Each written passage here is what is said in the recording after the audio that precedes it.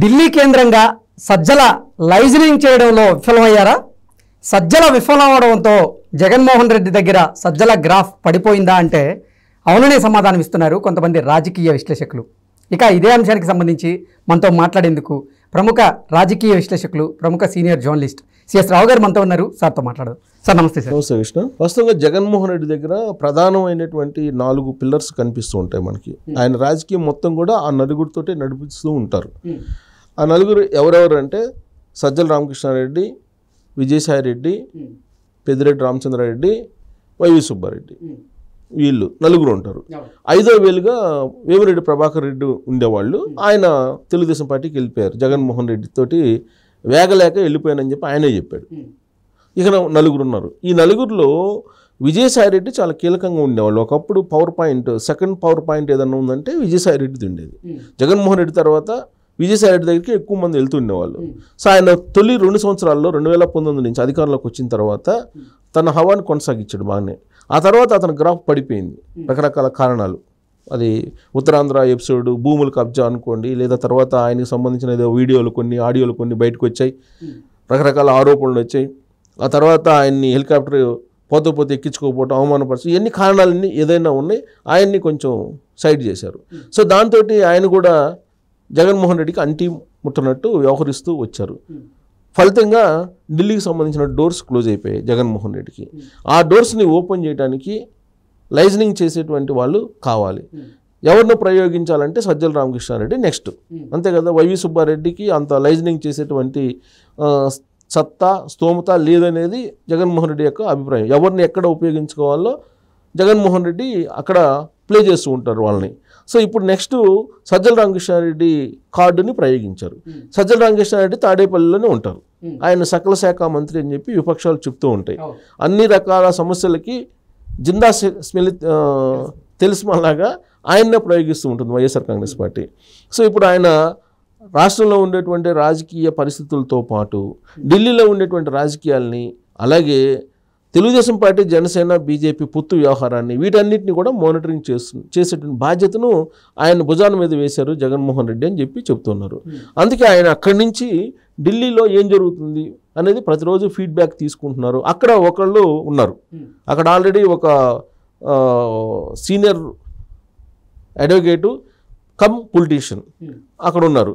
ఆయనతోటి లైజనింగ్ చేసుకుంటూ సజ్జల రామకృష్ణారెడ్డి ఎప్పటికప్పుడు రాజకీయపరమైనటువంటి ఎత్తుగడలను, వ్యూహాలని రచిస్తూ ఉన్నారు అనేది వైఎస్ఆర్ కాంగ్రెస్ పార్టీలో గత కొన్ని రోజులుగా నడుస్తున్నటువంటి చర్చ. అయితే సజ్జల రామకృష్ణారెడ్డి ఏం చేశారు? చంద్రబాబు నాయుడు, పవన్ కళ్యాణ్ ఢిల్లీ వెళ్ళకముందే ఆల్రెడీ ఆయన ఆపరేషన్ స్టార్ట్ చేశారు 1 వీక్ ముందే.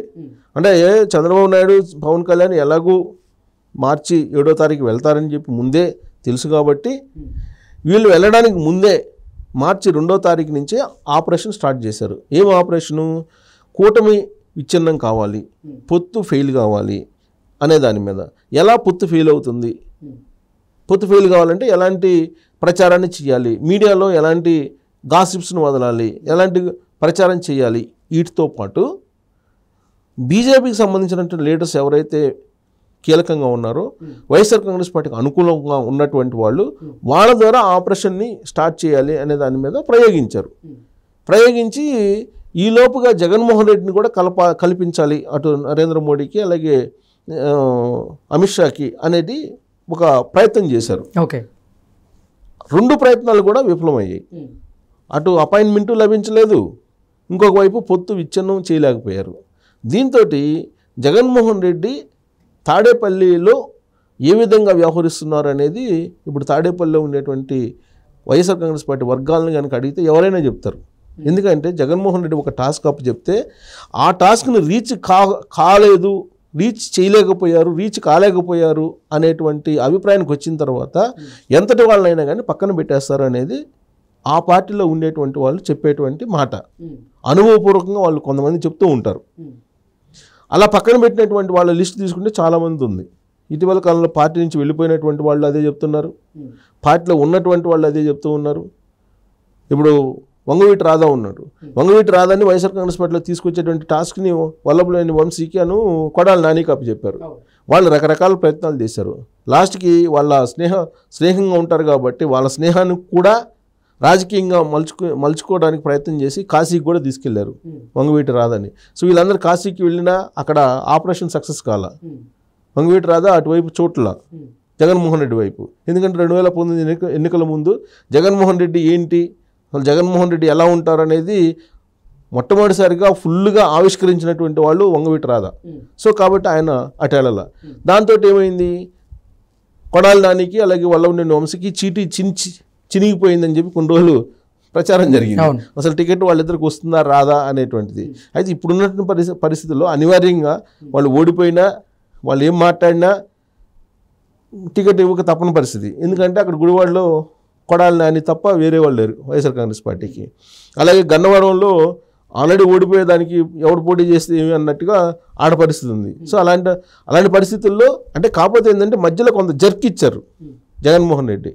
ఈ మొత్తం బదిలీల వ్యవహారం నడిచింది కదా, ఎంపీలు ఎమ్మెల్యేల బదిలీ వ్యవహారంలో కొడాలి నాని అలాగే వల్లభనేని వంశీ చీటీ కూడా చినిగిపోయింది అనేటువంటి ప్రచారాన్ని మాత్రం విజయవంతంగా చేయించగలిగారు తాడేపల్లిలో ఉండేటువంటి కోటరీ. ఆ విషయంలో సక్సెస్ అయ్యారు. కానీ అనివార్యంగా వాళ్ళిద్దరు తప్ప వేరే వాళ్ళకి ఇవ్వడానికి అవకాశం లేదు. అంటే ఈ టాస్క్ అప్పు చెబితే ఏ విధంగా ఉంటుంది, అది కనుక రీచ్ కాకపోతే జగన్మోహన్ రెడ్డి వ్యవహారం అనే దానికి నేను ఉదాహరణ చెబుతున్నా వాళ్ళిద్దరూ. అలాగే ఇప్పుడు సజ్జల రామకృష్ణారెడ్డికి ఒక టాస్క్ అప్పు చెప్పారు. ఆ టాస్క్ ఏంటి, ఢిల్లీ టాస్క్. ఆ ఢిల్లీ టాస్క్ రీచ్ కాలేకపోయారు. రీచ్ కాలేకపోయినందువల్ల జగన్మోహన్ రెడ్డి దగ్గర గ్రాఫ్ ఆయనకి డౌన్ఫాల్లో ఉంది. ఈ పరిణామాలన్నీ చూసిన తర్వాత సజ్జల రామకృష్ణారెడ్డి ఫెయిల్ అయినటువంటి అంశాన్ని వీటన్నింటిని చూసిన తర్వాత సహజంగా విజయసాయిరెడ్డి ఏమనుకుంటారు, సో ఇప్పుడు నా విలువ తెలిసి వచ్చింది అనుకుంటారా లేదా? సహజంగా అనుకుంటారు కదా. అందులో ఆ 4 పిల్లర్స్ వైవి సుబ్బారెడ్డి కానీ లేకపోతే సజ్జల రామకృష్ణారెడ్డి కానీ విజయసాయిరెడ్డి కానీ వీళ్ళు ఒకరికొకరు పోటీ పడుతుంటారు కదా. పెద్దిరెడ్డి రామచంద్రారెడ్డి కానీ, పెద్దిరెడ్డి రామచంద్రారెడ్డి ఏంటంటే ఒక మొత్తం రాయలసీమ అంతా తన ఆధీనంలో ఉంది. పెద్దిరెడ్డి రామచంద్రారెడ్డి హవా ఆయన వ్యవహారం అంతా డిఫరెంట్గా ఉంటుంది. ఇక్కడ తాడేపల్లి మీద ఆయన పెత్తనం అనేది పెద్దగా ఉండదు. తాడేపల్లి మీద ఆ జిల్లాల వరకే ఉంటుంది కానీ ఇక్కడ పెత్తనం చేద్దాం అనుకోరు. ఓవరాల్గా పవర్ పాయింట్ సెకండ్ పాయింట్గా ఉండాలని అనుకోడు ఆయన. ఉండాలని అనుకున్నా కానీ ఫెయిల్ అవుతాడు ఆయన. ఎందుకంటే ఆయన వ్యవహారం తీరు అవన్నీ డిఫరెంట్గా ఉంటాయి. కానీ ఇక్కడ పవర్ పాయింట్ కోసం, సెకండ్ పవర్ పాయింట్ కోసం జరుగుతున్నటువంటి రాజకీయ చదరంగాన్ని మనం తాడేపల్లి వేదిక కనుక చూసుకుంటే ఎప్పటికప్పుడు పోటీ పడుతున్నట్టుగా కనిపిస్తూ ఉంటుంది. ఇప్పుడు తాజాగా సజ్జల రామకృష్ణారెడ్డి గ్రాఫ్ డమాల్ అయింది. సో ఇప్పుడు రాబోయేటువంటి పరిణామాలు ఏ విధంగా ఉంటాయి అనే దాని మీద కొంత టెన్షన్ వాతావరణం తాడేపల్లిలో. ఎలాంటి డెసిషన్ జగన్మోహన్ రెడ్డి తీసుకుంటాడో ఇప్పుడున్నటువంటి సిచ్యువేషన్లో. ఎందుకంటే అక్కడ ఆల్రెడీ పొత్తు సక్సెస్ అయింది, సీట్ల షేరింగ్ కూడా ఒక కొలిక్కి వచ్చేసింది ఆల్మోస్ట్. తర్వాత ప్లేసులు కూడా ఎక్కడెక్కడ పోటీ చేయాలి, బీజేపీ ఎక్కడెక్కడ జనసేన పోటీ చేయాలి, ఎక్కడ టీడీపీ పోటీ చేయాలనే దాని మీద స్పష్టత వచ్చింది. సో దీంతో చంద్రబాబు నాయుడు ఆపరేషన్ ఏమో సక్సెస్ అయింది ఢిల్లీలో. సజ్జల రామకృష్ణారెడ్డికి అప్పచెప్పిన టాస్క్ ఏమో ఫెయిల్ అయిపోయిందని చెప్పి వైఎస్ఆర్ కాంగ్రెస్ పార్టీలో జరుగుతున్నటువంటి చర్చ. ఇలాంటి పరిస్థితుల్లో డెఫినెట్గా ఎవరొకరినైతే బాధ్యం చేయాలి కదా.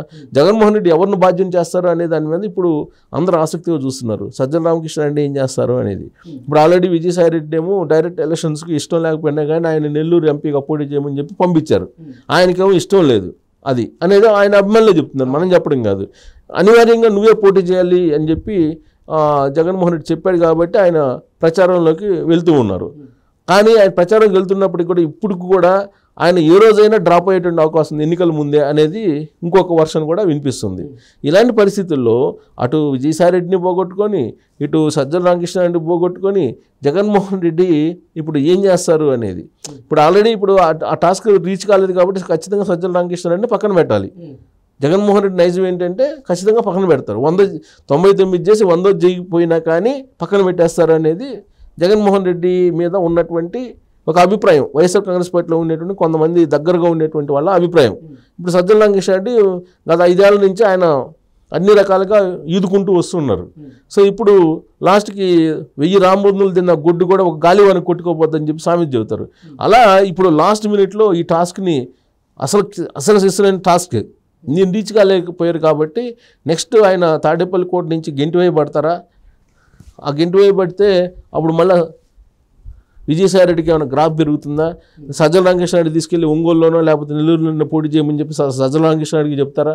ఇప్పుడు ఒంగోలు పరిస్థితి కూడా అట్నే ఉంది. చెవిరెడ్డి భాస్కర్ రెడ్డి కన్నా సజ్జల రామకృష్ణారెడ్డి బెటర్ కదా అని చెప్పి సజ్జల రామకృష్ణారెడ్డిని పంపించేటువంటి అవకాశం కూడా ఉందని చర్చ జరుగుతుంది. సో మొత్తం మీద తాడేపల్లిలో మాత్రం తాడేపల్లి కోర్టులో ఒక అలజడి, అలాగే తెలియనటువంటి స్తబ్దత, అలాగే టెన్షను, కన్ఫ్యూజను, ఇలా రకరకాల పరిస్థితులు అక్కడ కనిపిస్తూ ఉన్నాయి. ఓకే.